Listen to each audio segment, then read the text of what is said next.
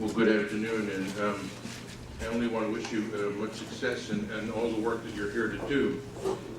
The other night, I had the experience of seeing a movie that just came out recently. It's called The Boy in the Striped Pajamas.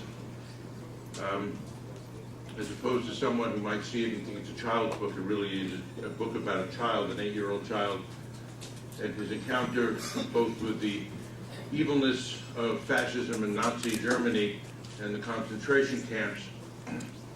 And certainly what we witnessed during World War II with the Holocaust was the most rampant and most destructive form of a government abdicating its position of humanity and abdicating its position of tolerance to the exact opposite of absolute destruction. Certainly we have to be vigilant, we have to be organized, and that's really the key to what the Jewish community has been able to achieve in America.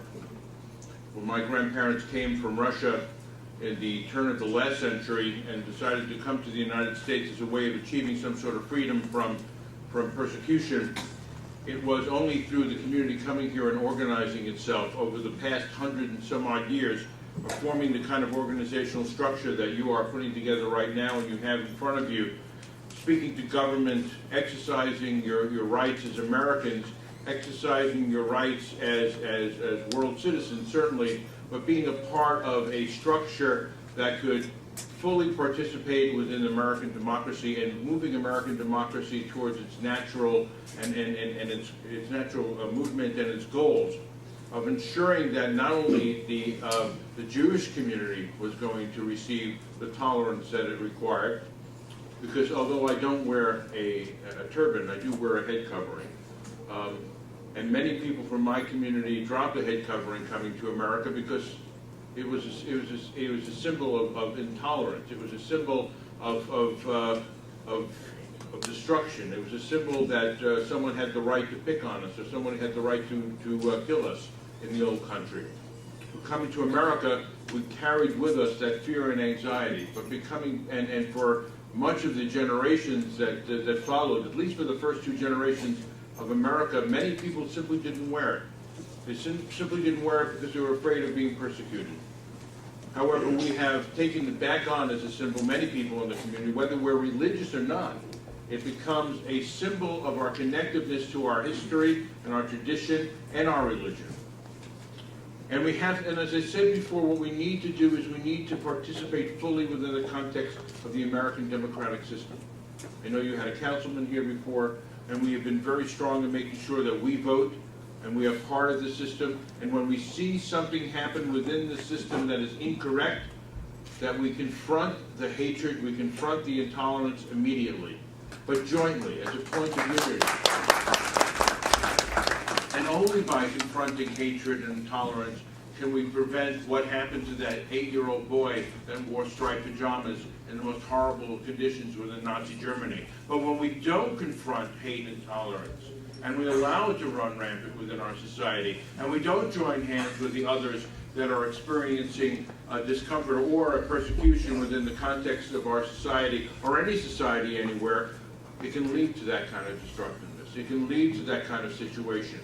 Intolerance and hatred must be confronted in the most profound and strong ways.